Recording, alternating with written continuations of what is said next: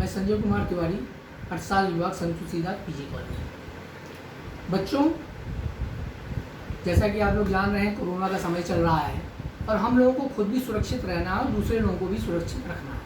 इसके लिए सबसे बड़ा तरीका ये है कि हम खुद अपने आप को सेफ रखें और दूसरों को। उसके लिए करना क्या है, हम लोग जैसे एक स्लोगन भी जो है सरकार, स्टे होम स्टे सेफ, तो ये सारी चीज़ों को, यानी कि हमको मास्क का प्रयोग करना है, ये मास्क को हमको लगाना है और 2 गज की दूरी को बना के रखना, मेंटेन करना है। इसके लिए आपके स्कूल कॉलेजेस भी अभी नहीं खुल रहे हैं और इसके ही अंतर्गत हमारे महाविद्यालय ने ये प्रयास किया है कि आपको सभी विषयों का अध्ययन जो है ऑनलाइन कराया जाएगा। यानी कि आपको घर बैठ करके लिंक भेजे जाएंगे आपके ग्रुप के पास और आप उन लिंक्स को खोल करके अध्ययन कीजिए, उसको शेयर भी कीजिए अपने यार दोस्तों मित्रों को।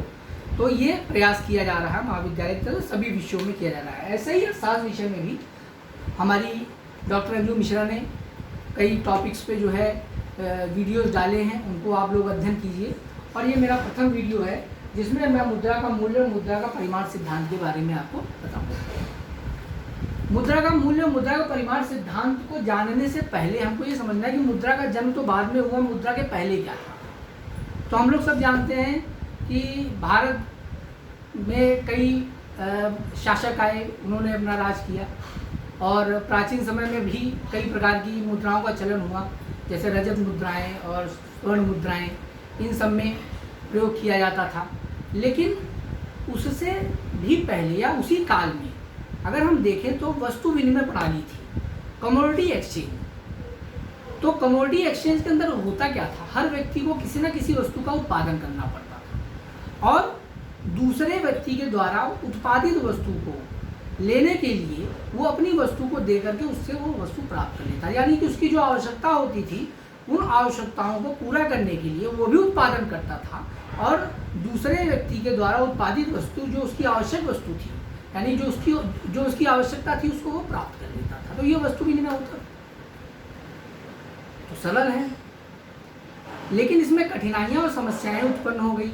ये समस्याएं और कठिनाइयाँ क्या थी, जैसे मुख्यतः बहुत सारी चीज़ें होमोजीनियस यानी कि एक समान नहीं होती हैं और सबसे बड़ी कठिनाई क्या थी कि हर व्यक्ति को उत्पादक बनना पड़ेगा, यानी किसी ना किसी वस्तु का उत्पादन उसको करना ही पड़ेगा, आवश्यकता थी। क्योंकि उसको अपनी आवश्यकताओं की पूर्ति करनी है अगर, तो वो किसी ना किसी वस्तु का उत्पादन करेगा, तभी ना किसी को दे पाएगा और उससे उसकी अपनी आवश्यकता की वस्तुओं को प्राप्त कर पाएगा। तो ये समस्याएं थी। इस समस्याओं को दूर करने के लिए ये महसूस किया गया कि ऐसी कमोडिटी, किसी ऐसी वस्तु, ऐसी चीज़ का निर्माण किया जाए जिसके द्वारा ये सरल हो सके कि हम प्राप्त कर सकें अपनी आवश्यकताओं की वस्तुओं को। तो मुद्रा का जन्म हो। मुद्रा के जन्म के बारे में या मुद्रा के बारे में, मुद्रा के प्रकार के बारे में हम आपको नेक्स्ट वीडियो में बताएंगे। आज हमको अध्ययन करना है मुद्रा का मूल्य और मुद्रा का परिमाण सिद्धांत, value of money and quantity theory of money. तो मुद्रा का मूल्य, मुद्रा का परिमाण सिद्धांत, मुद्रा का मूल्य, मुद्रा के परिमाण सिद्धांत में मुद्रा के मूल्य के अर्थ के बारे में हमको समझना है। 3 चीज़ें हैं इसके अर्थ को अगर समझना है तो। पहली चीज़ है परचेजिंग पावर, क्रय शक्ति।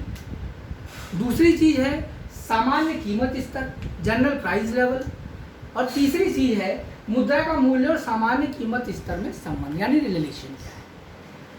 मुद्रा की क्रय शक्ति यानी परचेजिंग पावर उसको कहते हैं जो मुद्रा की एक इकाई को दे करके वस्तुओं और सेवाओं की मात्रा को हम प्राप्त करते हैं। जितनी वस्तुओं और सेवाओं की मात्रा को हम प्राप्त करते हैं वो मुद्रा की क्रय शक्ति है, यानी परचेजिंग पावर। कितना खरीद सकती है मुद्रा, उसकी क्षमता क्या है, उसकी कैपेसिटी क्या है। दूसरी चीज़ है सामान्य कीमत स्तर, हर वस्तु और सेवा का कोई ना कोई कीमत होगी, कोई ना कोई प्राइस होगा, उसको लिया जाता है।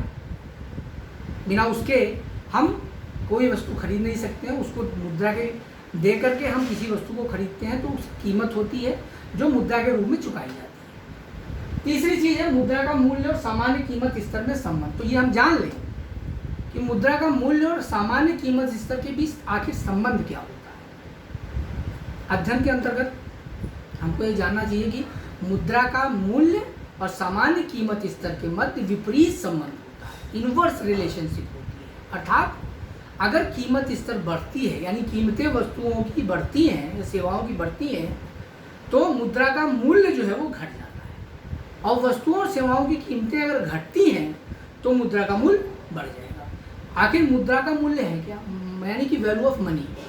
हर वस्तु का कोई ना कोई मूल्य होता है। उसी तरीके से अगर हम मुद्रा को एक वस्तु मान लें तो मुद्रा का भी मूल्य किस तरीके से डिनोट करते हैं, हम जानते हैं उसका क्रय शक्ति, कीमत स्तर और सामान्य कीमत स्तर और मुद्रा के मूल्य में संबंध क्या है।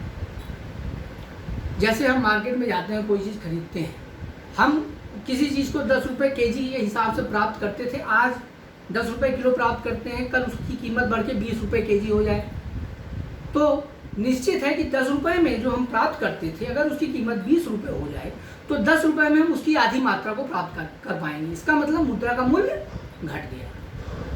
कीमतें बढ़ी तो मुद्रा का मूल्य घटा। इसी के अंतर्गत मुद्रा के मूल्य की विभिन्न अवधारणाएं क्या है। आगे हम बढ़ते हैं मुद्रा के मूल्य की विभिन्न अवधारणाएं। अब इसके अंतर्गत भी हमने क्रय शक्ति को लिया। क्रय शक्ति, ब्याज दर, विदेशी विनिमय दर, यानी कि मुद्रा के मूल्य की जो अवधारणाएं यानी किस तरीके से हम मुद्रा के मूल्य को निकाल सकते हैं, उनमें उन 3 चीज़ों को लिया गया, क्रय शक्ति को, ब्याज दर को और विदेशी विनिमय दर। क्रय शक्ति के बारे में हमने आपको बताया।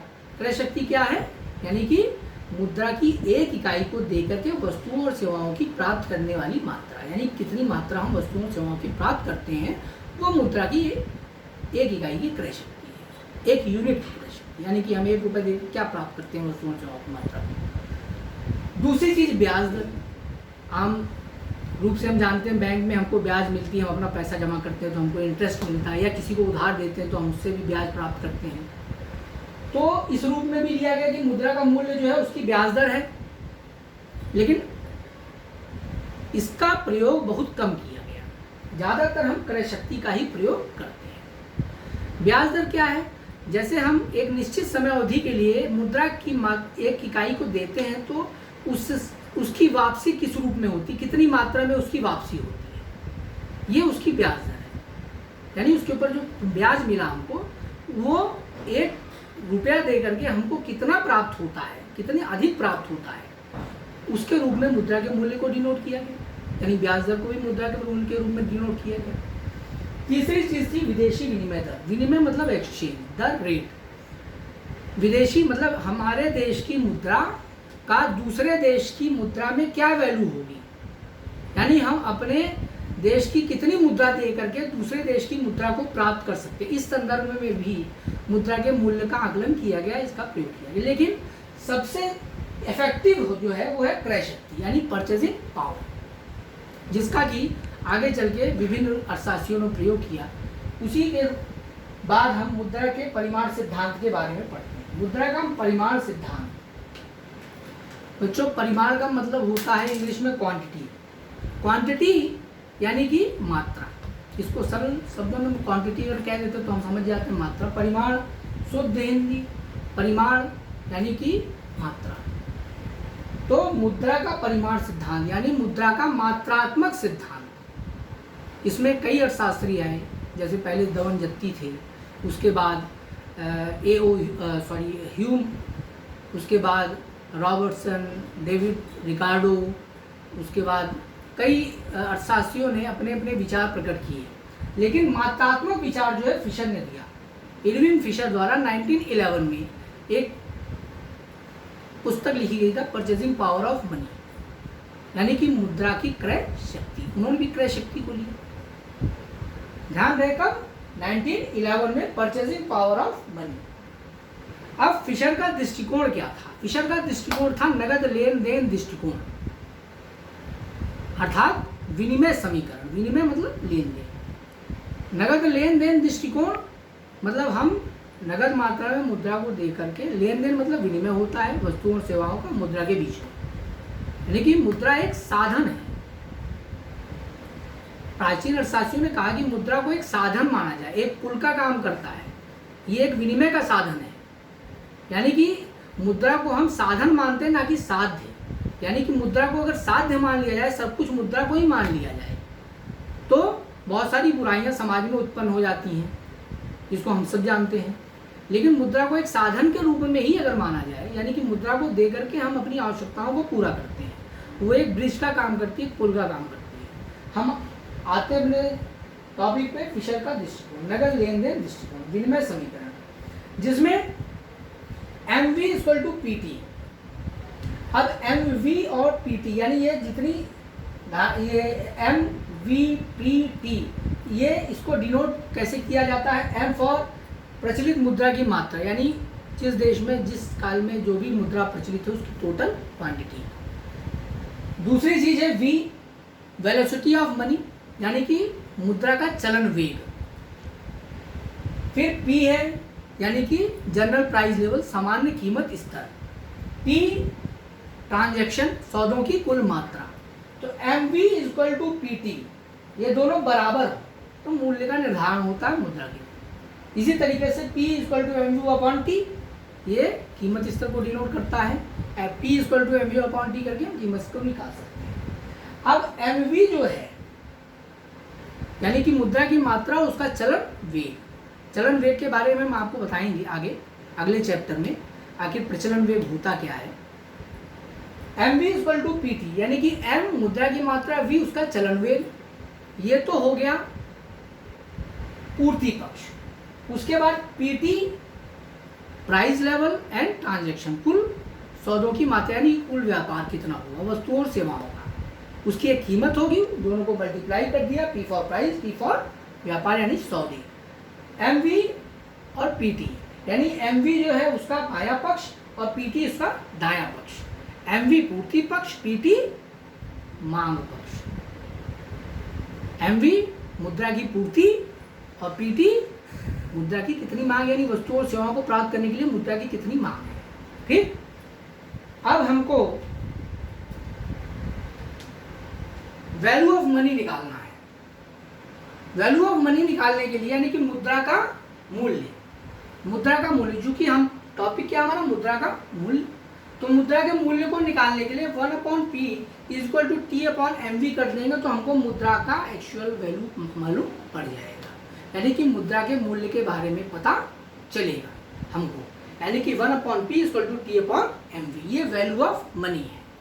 अब अगले अध्याय